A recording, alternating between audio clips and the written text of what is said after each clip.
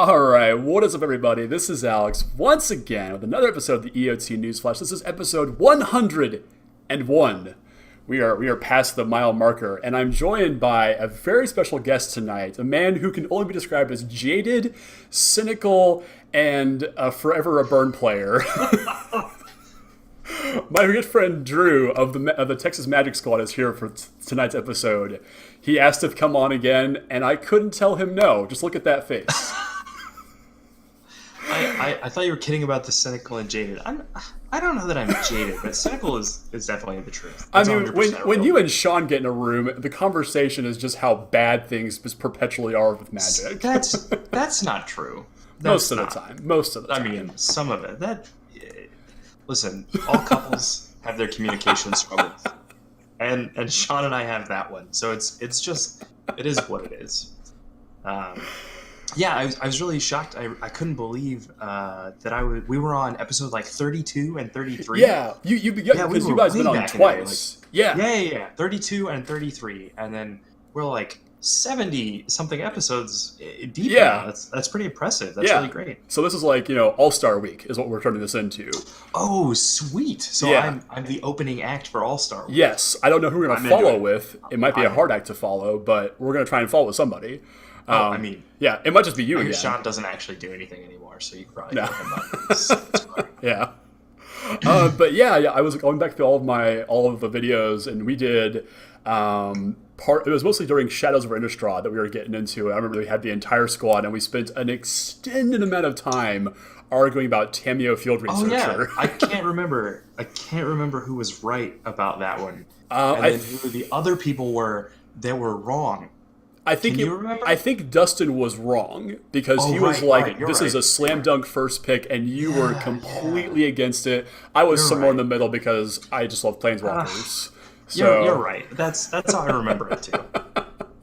Animals, all of them. But it's it is what it is. It's all in the past. I'm not right very often. I gotta savor it. I have to savor it when I am correct. It just doesn't exactly. To make a habit out of. Yeah, and that's actually a great segue for tonight because with a new set right around the corner, it's time to start evaluating cards again, and that's one of the trickiest things to do for Magic players. Yeah, especially with so many new types of cards that Magic seems to be rolling out all the time, and we've got a ton of brand new, completely off-the-wall cards, specifically Planeswalkers. This set has cars too, right? It has cars and Planeswalkers. It has a tank, gods, and it has the whole slew of those. So. Yeah, it has a transformer in it. Well, the Perihelion, it Sticker Fountain, it lifts off.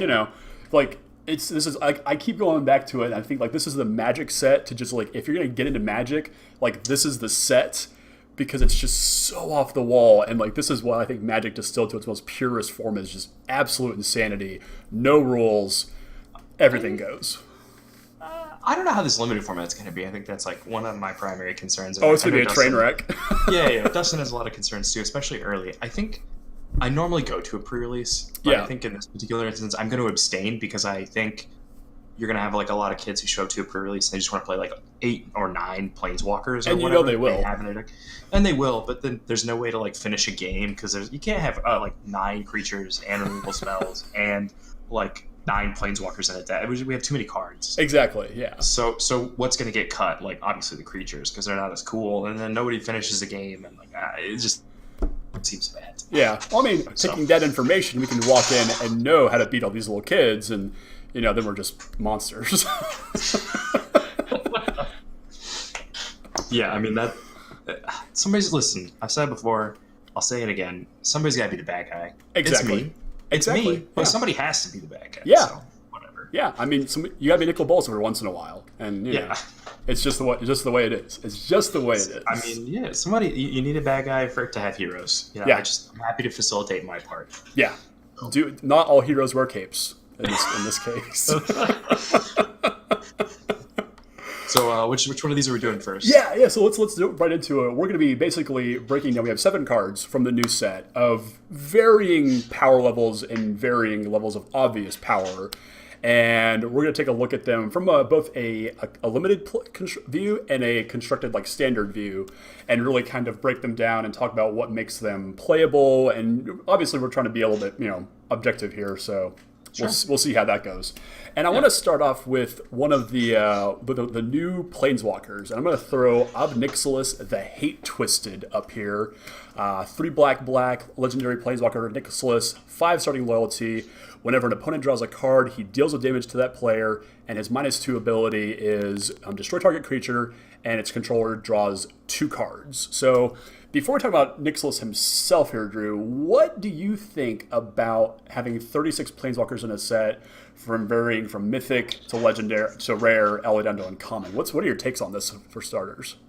I actually think I have the benefit of like, I have some pretty intelligent friends, and they've been playing Magic for a lot longer than I have. Sure. Ravnik is kind of cool for me because I actually only started playing in RTR. Like, Shadows over Innistrad RTR was like my first, that was when I got into Magic. So it hasn't been that long, but I really like the Ravnica sets, and the last time it had a lot of cool things that it exposed me to. And anyways, this time is no different. So basically, Betts was saying, I think they'll have passives, and he was saying that like 6 months ago. Mm-hmm. So he just nailed it, which is pretty standard. And then he said, I think they'll also only have down abilities. So he also nailed that. Yep. So basically, what I think is that Mark Rosewater and Dustin Betts are sleeping together, and that's what's happening. Because I have no other explanation. But they're not the same person, possibly. They're just actually I've never sleeping seen them together. in the same place. I've never seen them in the same place. That's a really good point. That's a really good point. The truth is out there. Yeah. So that kind of makes them really interesting, because they have like an enchantment type feel to them. Yeah, they do, with an activated ability, so to speak. Yeah. They have an enchantment type feel, and they just kind of sit there and they do something. And then there's also an ability. And if you take a look, most of them, I didn't get a real good look at this guy, but yeah, this guy too. So most of them, if you'll notice, he starts out with 5 loyalty, and then his minus is -2. So they all stick around after you use all the juice. They all get about 2 shots before they go. Before they are basically useless. So I think that is kind of a really big departure from like what we know as like a traditional Planeswalker. Right? Oh yeah. These mythic Planeswalkers have like 3 and 4 abilities, and then like, there's 1 ability that's a plus, or 2 abilities that are pluses, or 1 that's a 0, 1 that's a plus, there's 1 that's a minus, and then there's like this ult that you like kind of build towards. For most of them, like the overwhelming exception has been like Gideon. Throughout the years, right? Like Gideon has been the one where he's like 0, turn it to a 5/5, you can never kill, mush you. But for the most part, like they have followed this framework. Yeah. And I think this is interesting that none of these follow that framework, and some of them still seem okay. Yeah, absolutely. So what are your thoughts on Nixilis here? You know, he's damaging you for drawing cards. He's killing creatures. There seems to be a real sort of push-pull on his abilities here. So for a new player looking at this, especially like at a pre-release, they open this up, it's in their pack. What kind of deck are you looking to put a card like Ob-Nixilis into? I think probably a pretty grindy one, obviously, right? Sure. I think the other interesting thing is, so if you read the card, and let's read it again. So whenever an opponent draws a card, Ob-Nixilis the Hate-Twisted deals 1 damage to that player. Yep. So it's not symmetrical. Right. So then destroy target creature. So you could target your own creature with it. Yes. Draw 2 cards. So I think that is like an interesting thing in and of itself. Mm-hmm. Is that you wouldn't take the damage, but you could draw 2 cards. And like, I have my Grizzly Bear from like way earlier in the game, and like things have progressed to a situation where it's like not necessarily good. So I'll just like off this guy and I'll draw 2 cards. Yeah, or it's been like enchanted with a pacifism effect or something like that. Yeah. I mean that too. We haven't seen any of those, but absolutely that too. Yeah. So I think it's got some flexibility, and I think anytime you're talking about limited cards and you're talking about flexibility, there's a lot more upside. The likelihood that this gets played is pretty high, I think. I'm not sure that it's like first pickable, or like I'm not sure that it's worth splashing for. Yeah. I think some of these are, but I'm not sure that this one in particular is. So. Yeah. I don't think he's very splashable. I think the ones that are, you know, single color cost and then have the hybrid cost in them, like Saheeli and Samutdu, are definitely more splashable, more flexible. But I kind of looked at this one the opposite direction, as like the top end of your super aggressive black deck, like black-red deck. And all of a sudden, you know, you beat them down for a couple points of damage, and all of a sudden they've got like this ticking time bomb on their hands. You know, they play 1 blocker and they think, well, this is going to get me out of this game. And then you slam Ob-Nixilis and you kill it. They draw 2, lose some life. And, you know, if your deck is fast enough and, you know, lean enough, the cards they draw just aren't going to be enough to keep up with what you've already amassed on the board. So I think, you know, a real push-pull, I think, yeah.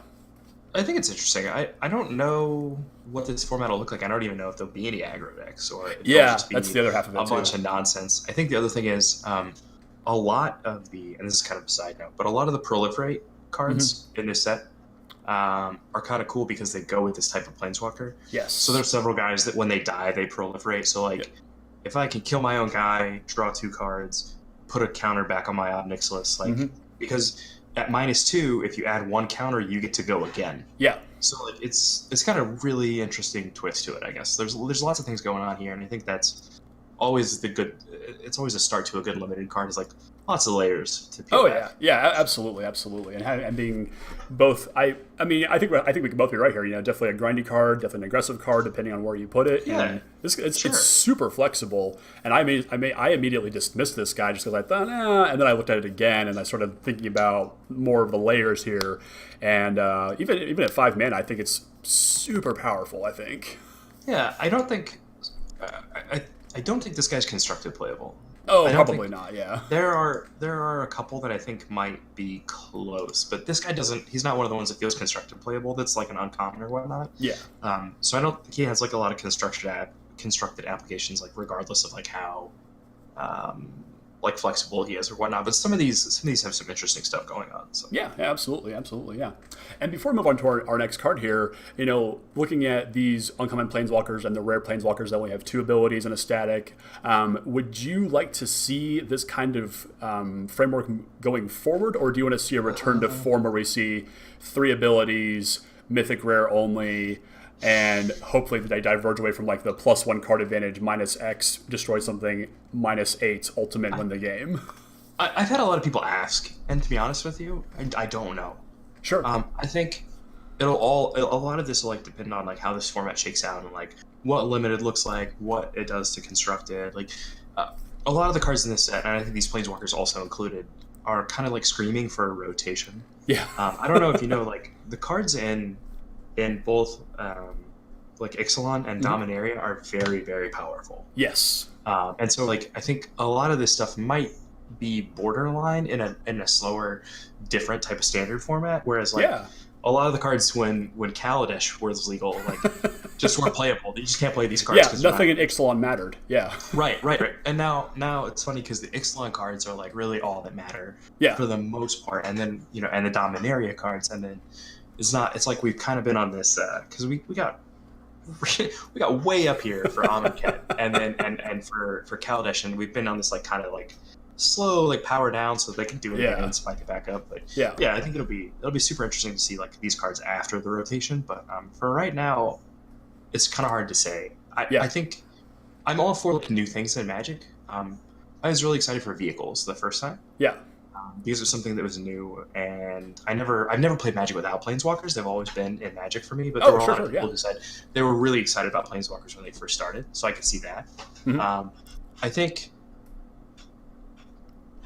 I would probably rather see this type of templating like at rare. I think Planeswalkers at rare are interesting, especially if you want to like continue to use this kind of template. Yeah. Maybe like push the envelope a little bit on like the CMC on some of these. Yeah. I'd like to see another 2-mana Planeswalker. Yeah. I'd like to even see a 1-mana Planeswalker. Like maybe it does something really stupid.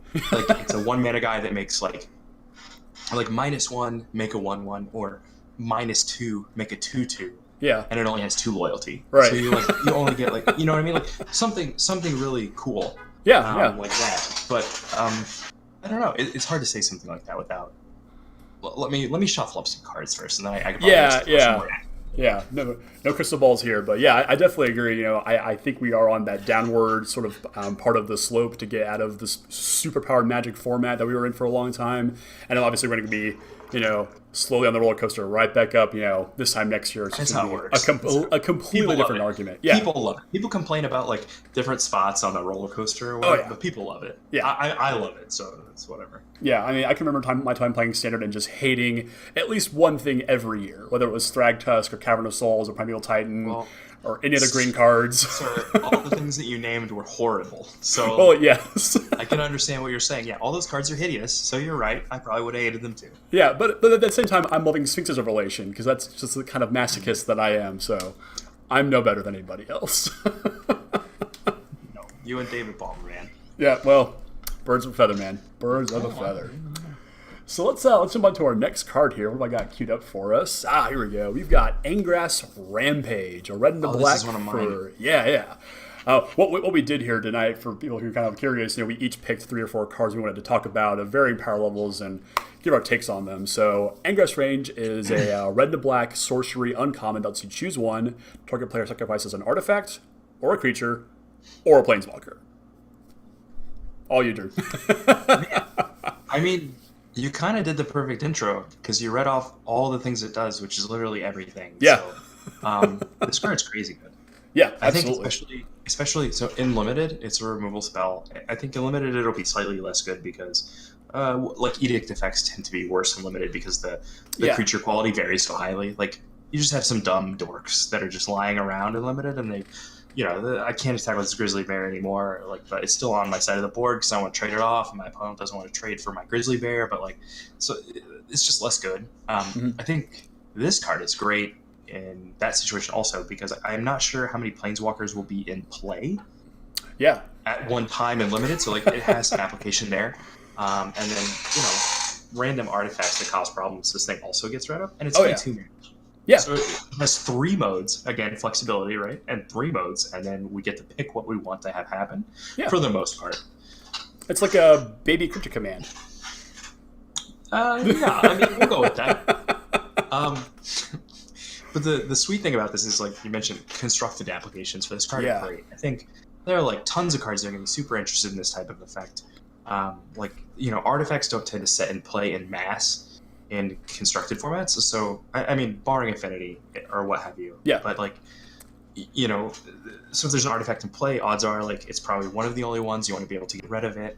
I know, if you think about this card against something like Death Shadow. Yeah. All the guys that they have in play matter. By that same virtue, this card in Death Shadow, against, hey, nice thing in the ice. That thing's dead. Yeah, or they're Teferis or anything. Yeah, that's the other one is Teferi and Jace are super vulnerable because they're not usually in play together, and if they are, you are winning the game. So none of the any match. This card has lots of flexibility, and I think it's one of those cards because we were trying to pick out cards. Like Alex was talking about, we each picked out a couple cards, and we were trying to pick out cards that were varying levels of interesting. How complex is this? How interesting is this card? How hard is it to evaluate? How sure are you about this card? This was my card that I think is just a slam dunk. Oh yeah. I don't think there's any way this card doesn't see play in more than one format. Oh, easily. Yeah. I mean, I could see Legacy maybe in those Grixis control decks. I'll be the first one to tell you. I've actually just started playing Legacy, in a fairly serious manner. Sure. And I've only played Death in Texas. That's the only deck I've played. Right. So I'm not sure about that one, but I think it could certainly see play if there was a deck that wanted it. I know, creatures and artifacts again in Legacy tend to be pretty important. So yeah. But yeah, this card's great. I think it's cheap, it's efficient, it's going to kill something. In a lot of formats, it's going to kill something important. Yes. And having it's the whole Knight of Autumn thing, right? Yeah. Knight of Autumn is great because you can put it in your deck and it does 3 things. Yeah, so if what you need it to, when it needs to. Yeah, exactly. This is the same thing. I need this to kill a creature or a planeswalker, or I have a random problem permanent that happens to be an artifact. Yeah, it's gone. Yeah. The only thing I don't like about this card is that it's I'm not going to call it a lazy design. It's more of a necessity than anything, just because you need a flexible removal spell in this format to take out all different kinds of things, and they needed to be at a relatively cheap cost and at uncommon to be, accessible as well. I've heard this argument before, right? This is the same argument why people don't like what's the 3/3 that's never a 3/3 that people always make a 4/4 and it protects you from Gruul Spellbreaker. Yeah, Spellbreaker, yeah. Yeah, that card. People feel like it might have been designed for best of one and that kind of thing. Yeah, sure. I think they're just good Magic cards. Oh, they absolutely are, yeah. That have that are multi-purposed and they have interesting enough edges to them. Mm-hmm. And they happen to be powerful enough to see play. So I don't know that they're lazy as much as they are, like you said, a necessity, and also just provide interesting texture to what's going on. Right? Oh if I can have in my deck a variety of different things, and then it makes it more difficult for you. So you can't just end up in a situation where everybody. I think this is part of the problem. Is like in Modern, especially, there are not enough of these cards that are like cheap, efficient, and like flexible. Yeah. So you end up with a bunch of these decks that can be just super linear. Yeah. Like if there was a 2/2 running around that was a human that also like rest in peace somebody or whatever. You know, I just an example. It's a ridiculous example. That card would never be printable. But I'm saying like, you know, if you had more cards that were flexible like that, it would be great. I think it's part of the lore of like Meddling Mage. Yeah. Huge fan of that card, but I think it's part of the allure of that card is like it does so many things. So I like these type of cards specifically. So. Yeah, absolutely, yeah. And the one thing that I am waiting to see more of in this set specifically is just things that say target Planeswalker either destroy or deal damage to. We've seen a couple red spells. We've seen this, obviously. Yeah. We need more ways to kill all 36 of these damn Planeswalkers because it's going to be tricky to do. I think it's going to be really tricky, and I think some of these guys, like, we can talk about them later, but some of these guys prevent you from attacking them in a certain way or effectively, and some of these guys, a lot of these guys, especially the green ones and the black ones, like, they will just like kill your dude. Or tax your stuff to be able to even be able to effectively do it. So, when we say this format's going to be screwy as all hell, it's going to be pretty nuts. It could be fine. We just don't know yet. Yeah, so. we obviously only have I think like maybe 75 of the cards right now, so we are very well under par where we need to be to get the full texture of the set. How many do we have? It's got to be less than 100, I think. It's just under 200. We have quite a few cards. Do we really? Yeah, we have like just under 200 of them. Let's see here. Now I'm curious. 176 out of 264. Okay, I was way off. Yeah. So somewhere in like the 400 commons that are left to spoil, there's got to be destroy target Planeswalker for like 8 mana or something. Because it can't be cheap. Yeah. I don't know about that one. But they'll discard a card or something, or they'll sacrifice a creature or something. I don't know. Sure. It's going to be in there. So let's jump along to our next card here. We've got one that I've seen. I think the Facebook thread for this one jumped from like 2 comments to 8,000 in less than an hour. We have Tolsimir, Friend to Wolves, who is a 2 green and a white legendary elf scout at rare, 3/3. As he enters the battlefield, he creates Voja, Friend to Elves, who is a legendary 3/3 green and white wolf creature token. And then, whenever a wolf enters the battlefield under your control, you gain 3 life, and you may have that creature fight up to 1 target creature an opponent controls. And scene. Yeah. This is a lot of text on this card. There's a running joke around my house. Sam lives in my guest room, and there's a running joke around my house where if the card has more text than a Twitter box would allow you, it probably has too much text. So like, and I'll draw your attention to the Scarab God. Yep. Which was a huge problem. Far too much text. That guy had way too much text. Yeah. It was insane. It's like, why does it do all those things? Yeah. It's already too good. Why does it also have to do these other 3 things? Right. Why is that a thing?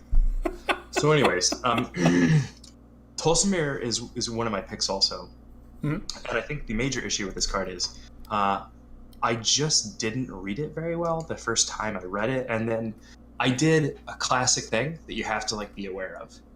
So when you're like evaluating cards, it's really difficult to say, okay, here's how I do it. The first thing I do is I look at the converted mana cost. So the converted mana cost tells you a lot. Like if the converted mana cost is 13, then the expectations for what this card needs to do or has to do is very astronomical. High. Yeah. Emrakul, for instance. I mean, if it's an Emrakul, then it's probably fine. It probably meets those expectations. If it's like 8 mana or 9 mana and it's an Ugin or a Karn or what have you, or an Eldrazi, it probably also meets those qualifications. But for the most part, like these 8 or 9 mana green creatures or what have you, they're never very good, right? Unless they have like some sort of secret thing.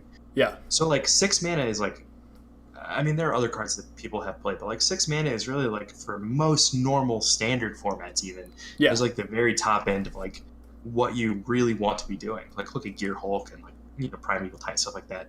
That's like the top end for standard. So I looked at this card and I was like, 5 mana, that's a lot. That is a lot. But it does so much. It does so much. But I made the second classic mistake, which was I obviously just compared it to another card at that exact same mana cost that's already in green and white, and I was like, oh, Tristani. There's no way this card is better than Tristani because all the green decks right now only want to play March of the Multitudes and like Anthem effects and like all this other stuff. And that's true. Those decks, that's what those decks want to do right now. So I'm not sure that this card has like an immediate home, but what I can say, and kind of the purpose of the show is, I think this card's very powerful. Yes. Whether or not it'll see play, I mean, that's who knows.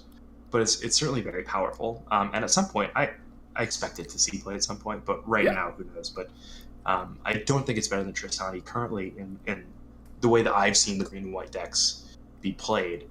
But I think if you think about it, even if whatever the wolf fights dies,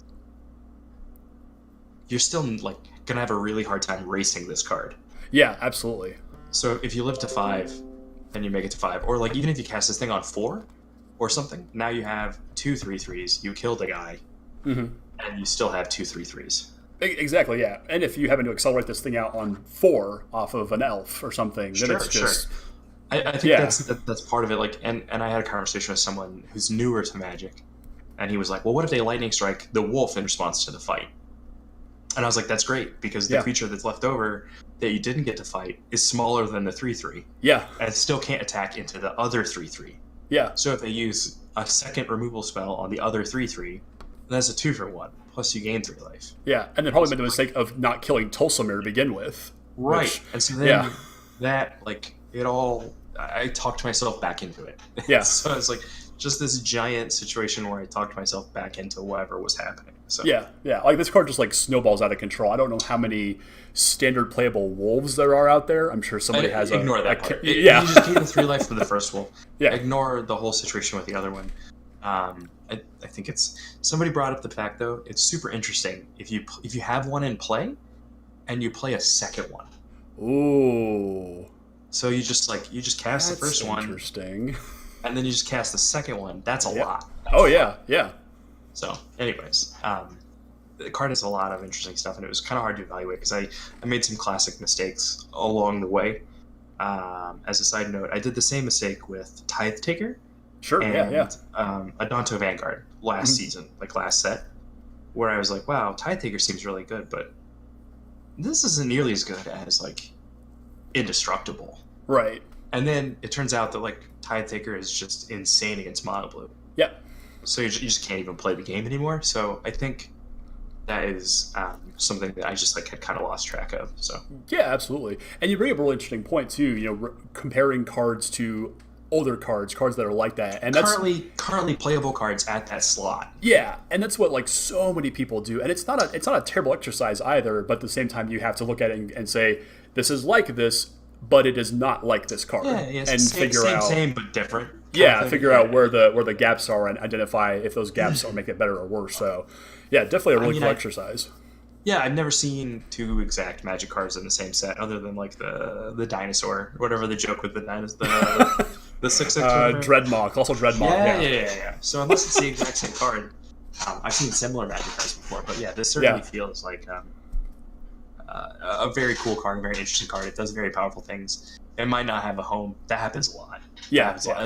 Somebody brought up the Savage Knuckleblade analogy, and I thought that was super apt, right? Because that card was ridiculous. Yeah. It did a million different things. It had but didn't do anything. Yeah. 5,000 blocks of text on it. It was insane. Yeah. And it just never played. It wasn't even a playable Magic card in that block. So I mean, who knows? Well, I mean, and it's like it's all context, right? So like when you're comparing yourself against like Mantis Rider and Butcher of the Horde, if I remember correctly, that card was not all that popular either. Which is great. Butcher or Mantis Rider?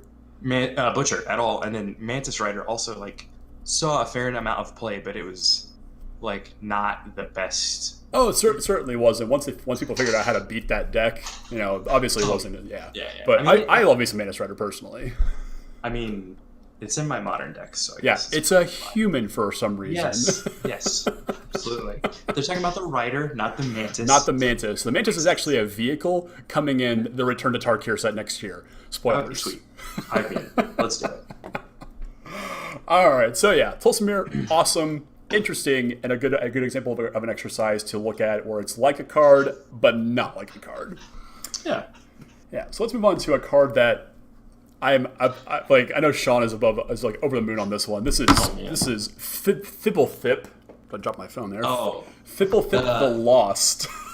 You go ahead and read it. The homunculus thing. Go ahead. Yeah, so it's a 1 and a blue, legendary creature, homunculus at rare. It's a 1/1. As it enters the battlefield, draw a card. If it enters the battlefield or from your library or was cast from your library, draw 2 cards instead. And when it becomes the target of a removal of a spell, not even a removal spell, just a spell, shuffle it back into your library. Yeah. How do you cast it from your library? Am I missing something? So I don't think there's a way to do it in standard. Yeah, the only way that's been revealed so far is Vivian's Arcbow, which lets you search the top of your library for X if you pay X and put this into play. So I don't think you're actually casting this. You're just putting it into play unless there's something they haven't revealed yet. And this might just be cool flavor for Commander kids out there. It seems pretty cool. Yeah, it's super cool. Very cool. Super flavorful, I think, to see him kind of move up from, basically a removal spell and then totally lost into now this. It's pretty wild. There's the 2-mana thing, right? The green and a blue stack a creature, get +1. Oh, the new birthing pod. Yeah. That's interesting. And then there's Prime Speaker Vanifair, so I guess you could put it into play with like those two to draw 2 cards. Okay, so Fibble has an application. Yeah, value engine yourself or whatever. Yeah, I'm not sure that's necessarily what those like tutor decks want to do, but whatever. I mean, card advantage is card advantage. I'm not the clever guy. That's not how I play Magic. That's not my role. This doesn't say deal 3 damage to your opponent and pass the turn. I don't know. We play white cards too, but I'm going to stay in my lane. But this card's really interesting. It has it has a lot of text. Yep. A lot of the text is beneficial. I'm not sure it's like... I mean, there have been limited formats where Elvish Visionary was like a very playable card. Oh, yeah. And this is Elvish Visionary. Like, on its face, flat up. It's just Visionary. This could certainly be that situation. I don't know. Yeah. So, and I looked at this card because I immediately looked at it and said, well, this isn't obviously a standard playable card. This is probably some goofy commander thing. And so I wanted to look at this from more of a limited playable perspective and, kind of use it as a teaching moment to say, just because this thing draws cards, is the card advantage that you're getting out of it worth a slot in your 40-card limited deck? Because I could think of some players out there who are just like, yes, slam this in every point. I mean, I would put this in any blue deck I played, honestly. So it's a matter of, is that right, though? I'm not sure, right? It has a couple things going for it that I thought about just now. It's cheap and it's a legend. Yeah. So there are people who are like kind of on a same train. I'm not sure they're wrong, but like, so I think it could like help enable that. Mm-hmm. We don't have a lot of really cheap legends, but this is certainly one of them, and it has like value because it replaces itself. You could do that. I think you have like enough kind of, I'm not sure what the colors are, but like you have enough like kind of moving pieces to this whole thing that like some sort of like tutor type deck with like Prime Speaker Vanifair and this new spell are like certainly possible. Because you have Llanowar Elves, like you have, this other stuff. I'm not sure like what you're going to do though. Yeah. Like then draw some cards. Yeah. I mean, but is that good enough? Is like I don't know. Is sack your Llanowar Elf, get this guy, draw 2 cards, sack this guy, get I don't know. Knight of Autumn is my thought, to go from this into Knight of Autumn or some other. Yeah, a Knight of Autumn or like a Jade Light Ranger. The Wild Growth Walker. Like, what are we really doing? Yeah. And how do you take this like kind of cool toolboxy engine that you have and like turn it into something that's like definitive? Yeah. This is going to like do something, and it's going to end the game for me. Like, how do you do that? And is that just like, go get this Lyra against my monitor? Yeah. Go get this have this Carnage Tyrant against my control opponents. Yeah. What is it? What does it look like? And I don't know. I don't know the answer to that, but like, I think if that is a thing, this would certainly be a piece of it because of how value oriented it is. Yeah. Because you get to sack it and then draw. You got to bring it into play, draw 2 cards, and then you get to sack it and go get something else. Like, I think it's certainly a card that would be part of that plan if it exists. Yeah, absolutely. So it's not really like an end game. It's more of just the gear that gets us to. Yeah, some things are cogs. Yeah. Some things are the clock itself. Some things are Yeah. It just kind of depends on what you are trying to get out of this card. And if you're trying to like figure out how to break this card, I mean, I don't think you're going to be able to do it in standard, but it starts somewhere there with like these other toolboxy type tutor targets. So yeah, absolutely. Yeah. It's a goofy card, and I don't know what I'm going to do with it, but I'm going to do something stupid with it probably. So I'll give my copies to Sean. I'm not super interested. There you go. It's a head scratcher right now, and if we can like alter like Sean's head on there somehow, or just like get a tattoo of Sean, of Sean on the chest of this Sean. Guy, and then get Sean to get that tattooed on his chest. Go like it was a meta. Yeah, so we alter this card to put Sean on Fibblethip's chest in the card, and then alter Sean literally to get a tattoo of Fibblethip with him on his chest tattooed, and it's like that painting from Reddit where it just goes 18 levels deep, and Sean's an internet meme all of a sudden. I'm not in charge of Sean's bachelor party. I'm not in charge. I don't know who is. I haven't found out. But they've set a date for the wedding, which means there is a bachelor party coming. Yeah, there is a timeline here. We have to figure this out. I don't know who you are. If you watch the show, if you know you're Sean's best man and you're going to be in charge of the bachelor party, I'm here. Message me on Facebook. I say we go to Vegas. And then this guy gets a tattoo. It sounds great. Sounds great. That's why I picked this card, because I knew something was ridiculous going to happen with it. But let's... Well, it's a ridiculous card. In all seriousness, like, back to the point here. Like, it's super cool. I think this kind of card's great for Magic. It's interesting. It does a lot of things, and it has the possibility to enable, like, this legendary thing that's going on, or, like, this toolbox thing that's going on. And, like, you need lots of cards like that in order to let people play different archetypes and decks and, like, things they want to do. So I think this card's important. Yeah, absolutely. Not everything can be a Carnage Tyrant or a Lyra or Jason Mind Sculptor. Sometimes they're just... Yeah. You can't... Everybody... Just Elvish Visionary. Yeah, sometimes it needs to be an Elvish Visionary. That card was important in like a bunch of formats still. So 100%. So let's see what we got next up. We've got this is one of my picks. This is probably not what anyone's expecting me to go for, but this is Vivian's... last pick was your pick too. I didn't pick this thing. Oh yeah, this blue fiddle, whatever. That's not.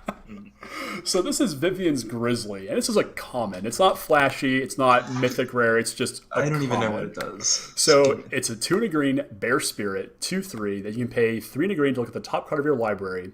If it's a creature or a planeswalker card, you reveal it, put it in your hand, and if you don't put it in your hand, you put it on the bottom of your library. So this is strictly a limited card, flat out limited card. I don't see this doing anything like Duskwatch Recruiter did for Collected Company Standard. So like I look at this thing, and I'm of two minds. So I'm obviously playing this in a heavy creature deck with plenty of mana to spare to put into this. And I'm kind of wondering from your limited perspective here, Drew. Does a card like this excite you for the ability to like churn through your deck? Or is the fear of maybe not finding that fifth land that you need, or you have to bomb a good spell on the and miss out on that card? Is the push pull here enough to make you leave this in the sideboard? No, this card's great. I think people who listen, I've had this conversation before with the people like all the cards that you're not sure, like, if to put it on the bottom. Like, what if I put my good spell on the bottom? Like, you just can't play Magic that way, because there are so many times where this is, like, over the course of, like, 4 turns when you're flooding out, it's going to draw you, like, 3 creatures. Yeah. As opposed to, like, I had to put my good removal spell on the bottom. You just can't afford to play Magic that way. Yeah. It's just not something that you can do realistically. So, I would say just looking at this guy, he's a 3 mana 2/3. Yeah. Which is like pretty okay. Stats alone are fine. Yeah, it has 3 toughness. I think it's pretty reasonable. I haven't seen a lot of the other green creatures in the set, but I assume as green creatures are, they're quite large. Oh, they are. And some of them are. But I think there's a 3/2 that's a wolf that's also at 3 mana, and then there is a couple of 3/3s. There's another 3/2. And then some planeswalkers. But I think this card is super interesting because it gives you like an outlet, and I like those type of cards in limited where it gives you like a mana sink and you have something to do with your mana. Yeah. I don't know if this is like, I don't know how high a pick this is, and I don't know if it's always going to make your deck, but I mean, you're obviously hoping not to be activating this guy on 4. Yeah. So you're assuming this guy's attacking, and if this guy attacks and blocks well in this format, then I think he's great. I think it'll be fine. Yeah, and you if hit it doesn't on the do that. If it doesn't do that, there's a problem. Yeah, and you hit on the exact thing that I wanted to highlight on this one. It's a mana sink. So, like you said, as you're floating towards the end of the game, you've drawn all the land that you need, and let's say you've got like 7 lands in play, and you have about 10 left in your library. You just know that you can start activating this thing with relative impunity to find the spells that are going to pull you ahead. Especially you're in green, you're going to play big spells. You probably have some mana fixing too, so you might have a splashed Planeswalker in there too. So, I mean... Yeah, I think the fact that it gets a Planeswalker is pretty big, and also you're right, which is important. Mm-hmm. I think there are a couple of other 3-drops that are they're all multicolored though, that are like similar body size. Mm-hmm. So at least from the non-rares that I've seen, it looks like a pretty reasonable sized creature for that particular like slot. It looks like it would trade with most things or whatnot. Mm-hmm. So I mean that it seems okay to me, at least initially. And now we have like 100 cards to go or whatever. But and most of those will be like draft type cards. We got some rares left or whatnot, but most of those will be like draft type cards. I think this guy's pretty okay so far. Yeah. I'm certainly not looking forward to doing this set review because having to do the one for guilds and allegiance just about killed me when I got to the gold colored cards. That was the longest time I've ever had to talk about Magic cards consecutively. Can we just sort them out for you until like you did them in guilds, right? You just did like Dimir, Solist. Well, I did all the monocolored first, and then I went to the gold cards, and I basically did them in alphabetical order. Oof. Yeah, it was a lot of cards, but we're going to be a little bit more practical about it this time and maybe be somewhat more pragmatic. Maybe. I don't know. I think that'd probably help. I think you probably could just avoid, I don't know. Like maybe it would help if you broke them down. So like, for instance, there's a cycle of cards that are like double color, and then then another pip of the other color. So like the feather, the redeemed, and then the living twister and the role reversal. Like they're white red or red green or blue red. Like maybe you could break them down like that. I don't know what would help. But I don't know yet, but it's going to be an endeavor that's for sure. Yeah, so let's jump into a card that you were super excited about to talk about tonight, and that is I'm a victim of hype. I'm a victim of hype all the time. It happens. I'm excitable. I'm prone to hyperbole. Oh, it's not the last card. We have one more card. We have one more card? Yeah, this was one of your else we're talking. Yeah, Dreadhorde Arcanist. This was the first thing you want to talk about. Like, he does so many things I didn't think about until I started reading the comments on Mythic Spoiler, and my mind just kind of went. All right. Yeah. Here's the first one, and I'm not even sure this is applicable, but this guy recast Faithless Looting. Oh yeah. The other thing is this guy recast Ancestral Visions. Yep. Balance. Yep. Wheel of Fate. Yep.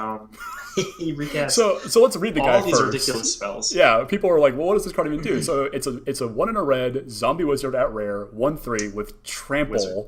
Yeah, Wizard's very important here. It has trample because combat tricks are relevant for this guy. Sure. And whenever he attacks, you may cast target instant or sorcery card with converted mana cost less than or equal to its power from your graveyard without paying its mana cost. If that card would be put in your graveyard this turn, exiled instead. So this is Snapcaster Mage, the Red Pirate. It's kind of like those cards. It's Jaleva. It's the pirate. It's in the same family. All right. Listen, let's back to comparing cards to cards that already exist. So obviously there are like lots of really cool cards in the set that like boost power and things like that. I mean, in limited, you can giant growth this guy. I think that's in the set, and then there's all kinds for the of first time in forever. It is. Yeah, there's all kinds of like proliferate, like put a counter on this. There's the. What was the one? The +2/+1, and it gets haste. That costs 1 red mana. Something sprint. There's one of those. Yeah, Samut sprint. Yeah. Yeah. So there's lots of ways to like boost this thing's like power to cast another card or to like cast that card. I mean, essentially, if you play Pump Spell on this, like that is the idea, right? Here's Magical Christmas Land. Like, if you cast Collision Colossus on this guy and you make him into a 5, like a 5/5 or whatever, then you attack. He obviously can cast Collision Colossus again. So now he's a 9/7, and you're just like, you win the game, allegedly. So that is the Christmas Land situation. Yeah.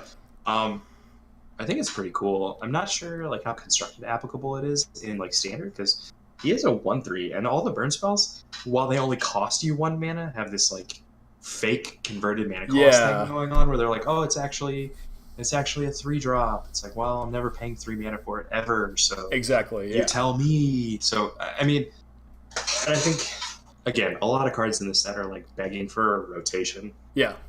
But this is one of those cards that I think is pretty cool. And it definitely does a lot of really interesting things. And it doesn't take a whole lot to cast a 2-mana spell. Yeah. And a lot of these like 2-mana spells are enough. Like, here's another one. So, Domri's Ambush.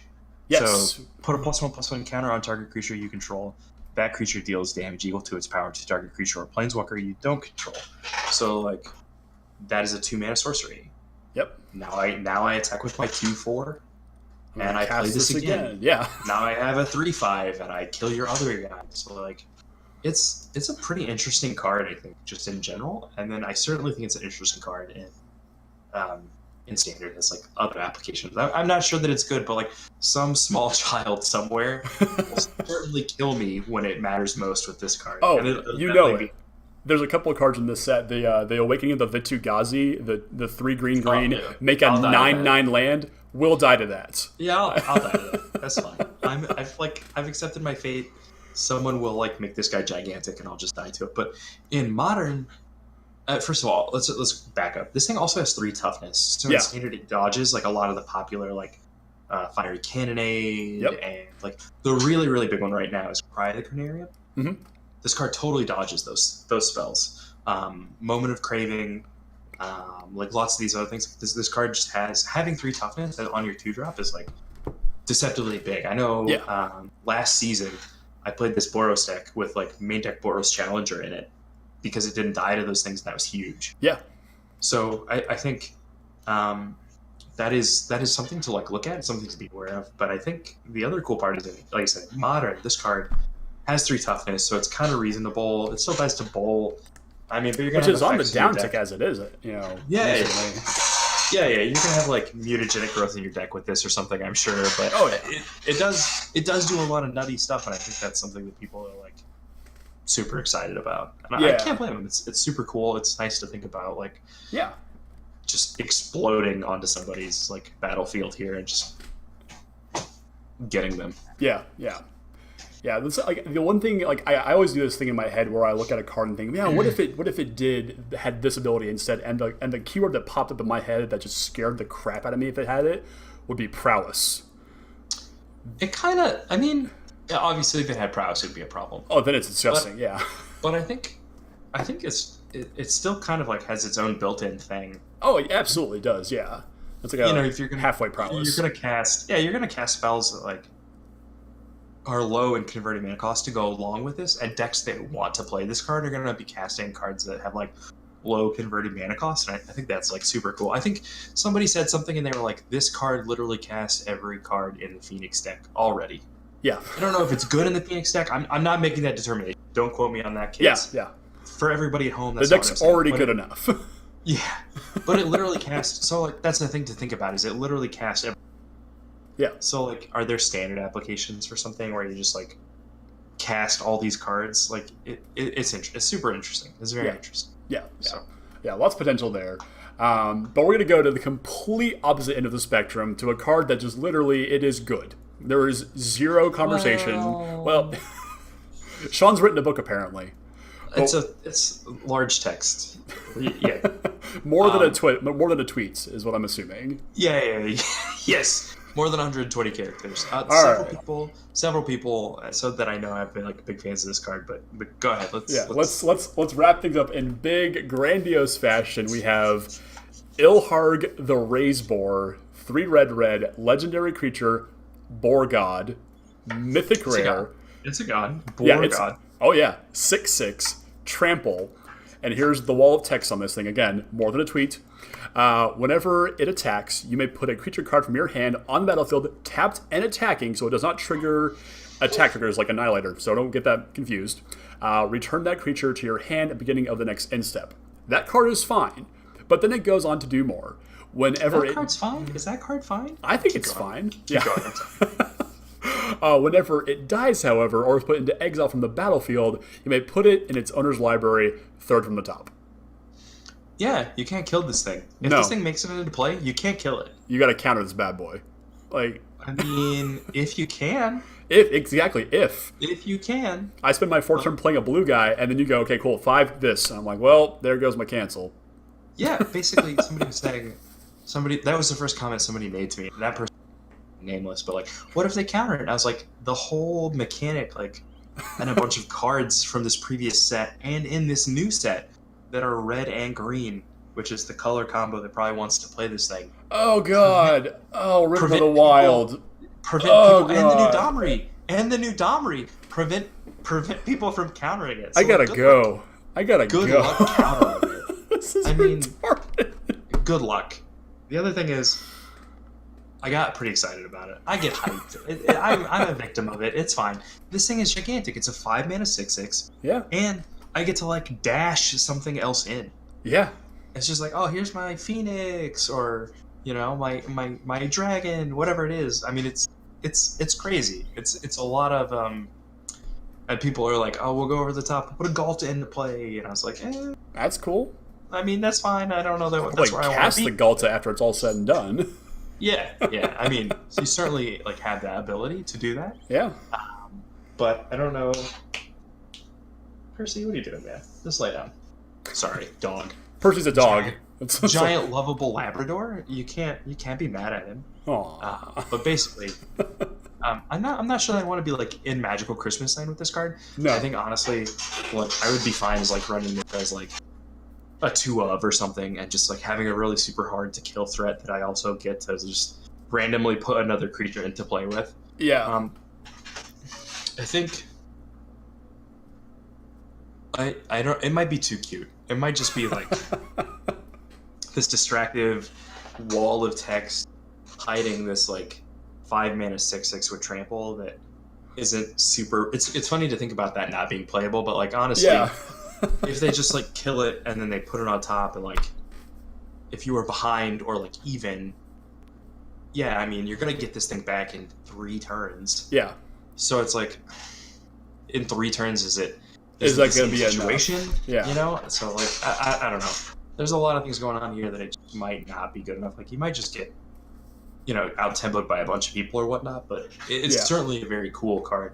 It's got a lot of really sick flavor, and I assume the coolest part about this is, this is a placeholder because Hazaret is missing, so this is your red god for the set, and then you'll get the other Amonkhet gods minus the white one. Yeah. Which I'm not sure what you're going to get for that one, but so this is your placeholder for that one. Yeah, which is cool. Which makes it super cool. Yeah. I'm just glad that Riot is not in this set, because I mean, just this card and Riot will always be together with the rotation. I'm thinking for limited play alone. Like the last thing I want to do is have this thing come down on 5 and say, okay, it's got haste, and I just sit there and just put my cards on the table. This card's probably unbeatable. Oh, easily. I hate to break it to you. Like, limited, this thing's probably unbeatable. Yeah, my friends are all like, "This is a bomb," and I'm like, "No, guys, this is not a bomb. This is the nuclear option. Like, that's the Thanos snap right here. You're just dead." I think there are like 3 or 4 cards that are just like unbeatable and limited in this set, and this is probably one of them. I think this is like. What are the other 2 that you consider unbeatable in this limited format? And we'll close on this because I'm really curious now. It's the Liliana, obviously. Oh, the Liliana is insane. So 4 black. Whenever a creature you control dies, draw a card. That one's pretty good. Yeah. It is just all creature. Whenever a creature you control, token or otherwise. So +1 at 6 loyalty goes to 7. Create a 2/2 black zombie creature token. Yep. -4. Each player sacrifices 2 creatures. Yep. So I'll draw 4 cards. Yeah. Yeah. And then it's you control whenever creature you control. So you'll true. Yeah. And then each opponent chooses, this is old, -9, each opponent chooses a permanent they control of each permanent type and then sacrifices the rest. Yeah, I forgot that hit lands. Yeah, that is not... survivable. Like, yeah, I mean, it hits everything. Yeah. And so, I mean, it's not symmetrical at all. It's just like nothing about that card is even remotely beatable. Yeah, not even close. That card is ridiculous. And then the next one, where's the other one? What's the third one? That's what I'm trying to figure out. Like, if the Nicol Bolas is real, the God Pharaoh, Dragon God, that thing's kind of ridiculous. Pretty sure that guy's real, right? I'm assuming that it is, as with like the Reborn Nipmazet, who's like 5 colors. We haven't got the Gideon yet either, right? Well, we have like the it looks like the Mythic Edition's print of it has been spoiled since I think like a week and a half ago, but we haven't actually gotten it confirmed that it's legit. Yeah. Okay, that is probably fair. Yeah. Huh. I guess it doesn't even. This having all abilities of all of the Planeswalkers, that's a bit much. That's a lot. Yeah, and that's what gives me a bit of pause, especially, and the other half of it, and I know this isn't the exact art, but they talked about how none of the stained glass art that they revealed in the very first teaser was going to be used on card art, and I'm a little bit. Well, it's not exactly the same, but it's close. So close. Yeah, so I'm hoping against hope that Nicol Bolas is not real, but I'm pretty sure that it is, because that thing is just unfair.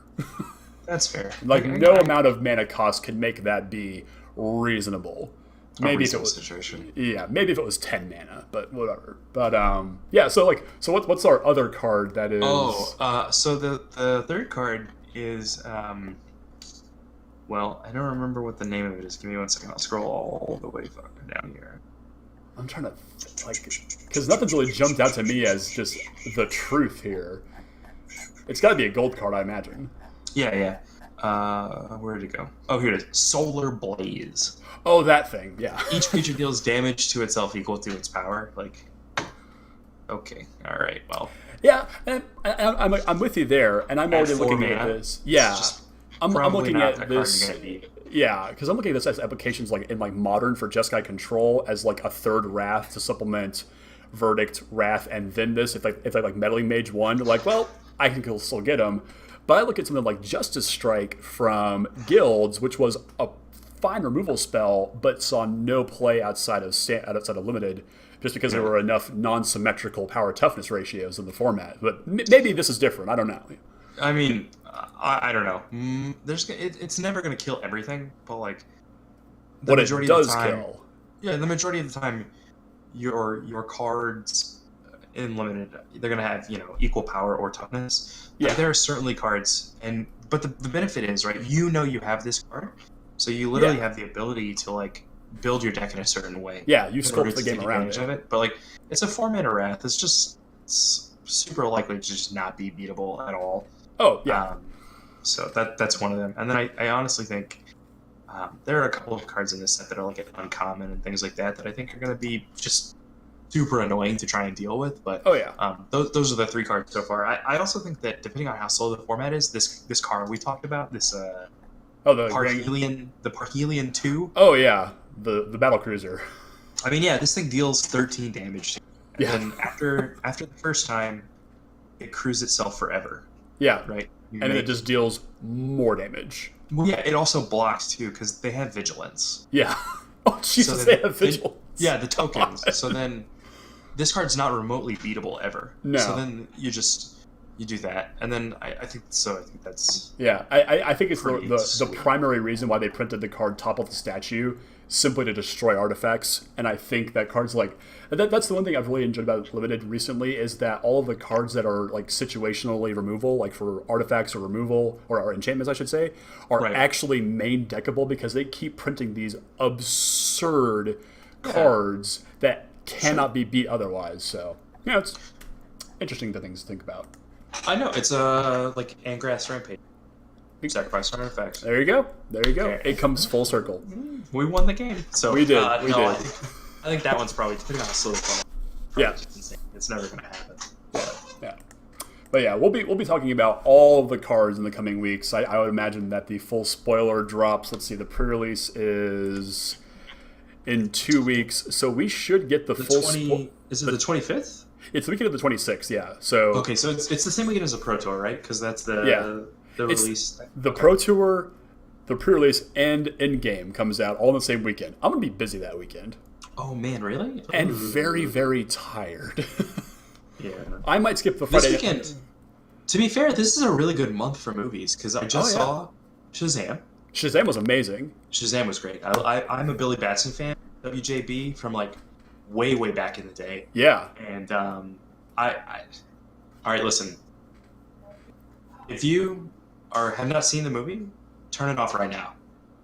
Just okay. Turn it off. Spoilers right ahead. Now. There are spoilers moving ahead, forward for Shazam. Please. Yeah, because I know what you're about to talk about. Because it's the best part. Just turn it off right now. Okay, so adequate. I'll put a little thing on the screen when we actually. Yeah. You know, Shazam spoilers. So, yeah. Here it is. I'm a big comic book guy from way back in the day. Sean and I have that in common. Like, we weren't super interested in like reading and stuff like that. I was always more of a numbers guy, anyways. But yeah, I comic books and things like that I was super into as a kid. Yep, same here. Yeah. So having Dr. Mind. Yes. At the end of that movie, I literally was like freaking out, and like I went to the movie with two guys, they're friends of mine, and they were like, okay, and I was like, holy cow, yeah, holy cow, guys, like, did you see this? Like, and I saw him in the jar. And I was like, that's who that is? Like, when that showed up within the first 5 minutes, I'm like looking around going, who knows who that is? Who knows who that is? What's happening? Is this guy in the movie? Yeah. In the movie? I'm whacking my girlfriend. I'm like, the caterpillar's a thing. And she's like, what? I got super excited. I was like, I thought this was a Dr. Savannah. Like, is this guy is he in the movie? So that was pretty super sweet. And then when they were when they were, in the Rock of Eternity, and then opened the doors to like all the different realms, and you saw a bunch of like the bad guys or whatever. It was super cool. Yeah, I thought you were gonna the best DC movie I've seen. Oh, infinitely. I think it's as good or a little bit better than Wonder Woman, which I know could be sacrilegious to some people. I mean, I think Wonder Woman has its claims to fame, and I think Wonder Woman was an excellent movie. Yeah. I just think that I have a lot more childhood and emotional investment in Shazam. Oh, sure. Than Wonder Woman. I just didn't read it. It was, I was an ignorant kid, but it was a comic for girls. Like, you know what I mean? Yeah. That's what I thought. That's at the time, as like, as like an 8-year-old, like a 9-year-old, like that's just what I thought. Yeah. I know that and what's better in a superhero than a little kid who turns into a superhero by shouting a word? I could be Shazam. That could be exactly. That was exactly. I mean, I thought you were going to talk about the big end fight where we get to see the family show up. Man, so my jaw was on the ground when my concern was that they were going to do the. I hate all of the Shazam story where it has to be the whole family to turn into Shazam. Yeah. I hate that one. That whole story is awful. But the one where they can all turn into Shazams, their own separate little like version of it. That one's insane. And that's what we got. So super happy about it. My jaw was like on the floor. I let out an audible "oh shit" when he holds out the staff, and I'm like again hitting my girlfriend. Say my name, Billy. I knew that was gonna happen, and I still laughed so unbelievably hard. Yeah, let me tell you, my biggest fear when the movie was first announced, and after I saw the trailers, I'm like, God, it's like Jingle All the Way. Please don't take yourself too seriously. Yeah. And they didn't. Yeah. So, and it's perfect. It's perfect. Yeah. So I just saw Shazam, and now this weekend I'm gonna go see Hellboy. Hellboy looks amazing. Yeah. With a rebate. It might as well be a rebate after the last one, but bro, the Golden Army or whatever. It was. The first one is one of my favorites of all time, like favorite movies of all time, just like from a world building aesthetic. The second one is just a little bit too Batman Forever for my taste. I'm not. God damn. I'm not sure that I am a huge Hellboy fan. I'm a fan. I think it's great. I've read some comics. I followed a couple of story arcs. It's a shame that movie turned out so badly, because Yeah. I think they had what I would consider a very good actor to play the part. I think so too. And then also, like, it turned out really, the first one turned out really well. Yeah. And I think if the second one would have been good, we could have gotten another one, Exactly. and another one. Yeah. Like, I think they just certainly dropped the ball on the second one, and like, that's unfortunate. But that's what happened. So yeah, although I'm glad that we didn't get like a Blade Trinity situation where like the second one is like light years ahead of the first one, and then the Blade Trinity and a Batman Beyond reference in the same podcast. They're not gonna let you upload this. Probably not. But no. Yeah. So I'm looking forward to Hellboy. Shazam was great. Yeah. I didn't know. I thought Infinity Wars was next month. I thought it was in May too, but then they pulled it back to the 26th, and I bought my tickets tonight because I was thinking, I live in an old town. Nobody's gonna go see this movie. Like, there are a bunch of kids where you're at, I'm sure, right? Like, it's retirement-ish community, but you guys have high schools and stuff, right? Oh, it's yeah. I was looking at like Friday night, later night showings, and they're all gone. So I'm gonna go see it Saturday morning at like 10 o'clock in the morning. Yeah. So that's how I wake myself up now. Do you guys have reserved seating? We do, yes. Okay, I went to Cameron, Lucy, and I saw. We were at the GP in Columbus, Ohio. Oh, nice. Okay, so I had not seen it yet, and he had, and I was worried about making it through the weekend and then the next week to come home to see it and not get spoiled. So for Infinity War, right? Yes. Okay. Infinity War. Yeah. So we scrubbed out and we went to go watch it in Columbus, and I got on my phone and I bought 3 tickets, and they were not reserved seating, so we waited in line like savages. Oh no! And then we ended up getting okay. Some bush league tactics were employed, but we ended up getting some pretty. Yeah, I mean, it happens. We ended up getting some pretty reasonable seats, but like, it was insane. I hadn't been to a theater in 10 or 15 years that didn't have reserved seating. Yeah, I was dumbfounded. I was like, how is this a thing? How do people do this? Like, slap some sticky notes on the seats. Let's go. Whatever we need to do. Anyways, I didn't know it was the same weekend as the Pro Tour. Not like I'm invited to go to the Pro Tour. So the next one you'll be there. It's fine. It's fine. I mean, I haven't been in like 2 years. We're thinking about going to full casual. Like, we're gonna go 100% Commander player.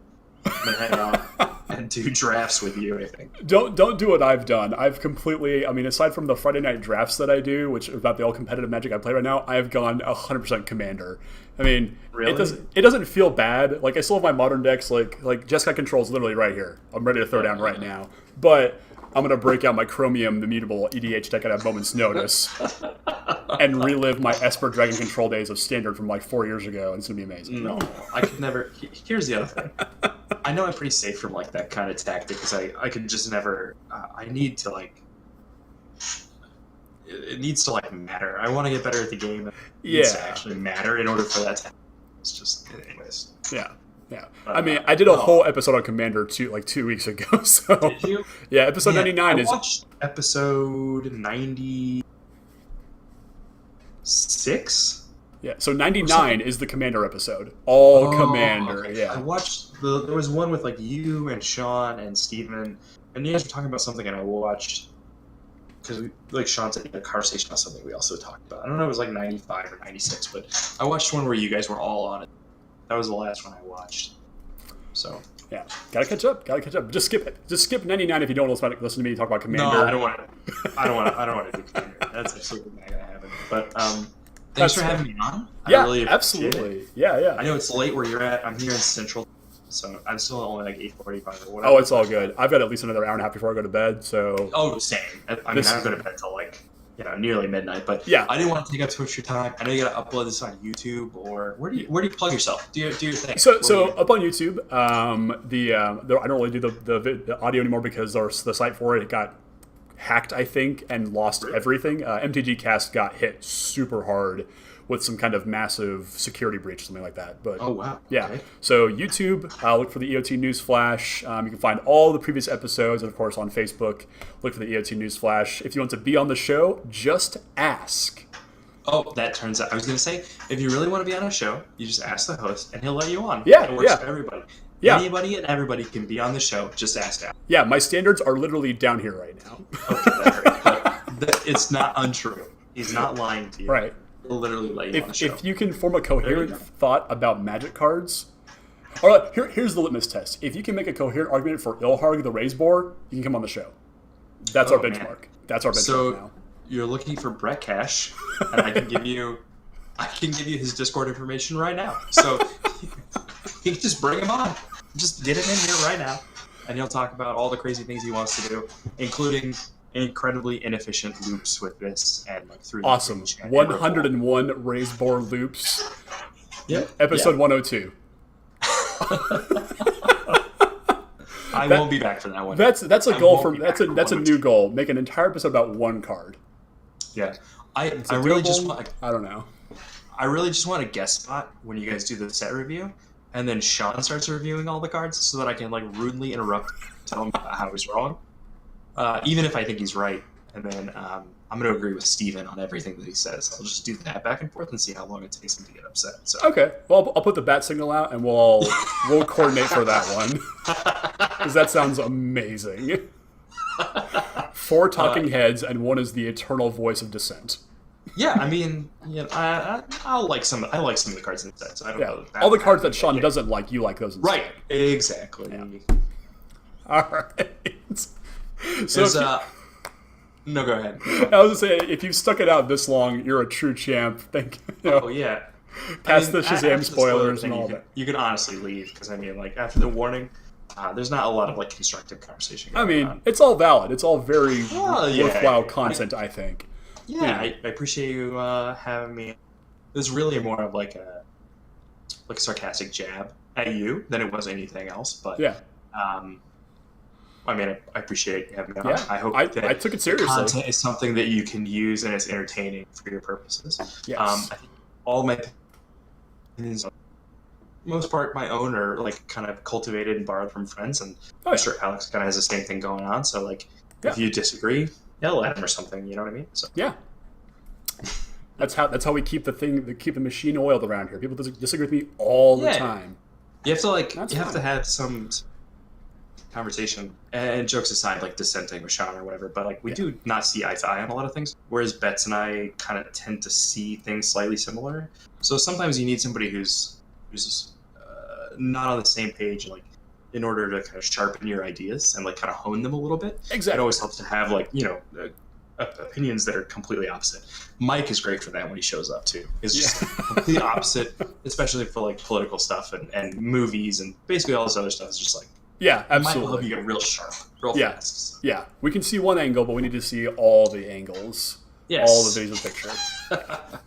So, all right, man. You have a good evening. And, I will talk to you later. Send me the link when this goes up, and I'll post it. Do all the stuff. Yeah, please do. And plug the cast. Yeah, and again, big thank you to Drew. His sarcastic jab at me got him back on the show. Nonsense. And so the pleasure's all mine. Yeah, I hope you've inspired other people to do the same. To jab at me and get on the show. Yeah. I mean, he needs content and original ideas and new things. So have him on. I can only talk for so long. It's a long time, but it's not forever. 101 episodes worth. Yeah, absolutely. All right. Thanks everybody for listening tonight, and we'll see y'all next week for more All-Star Week. Have a good night, everybody.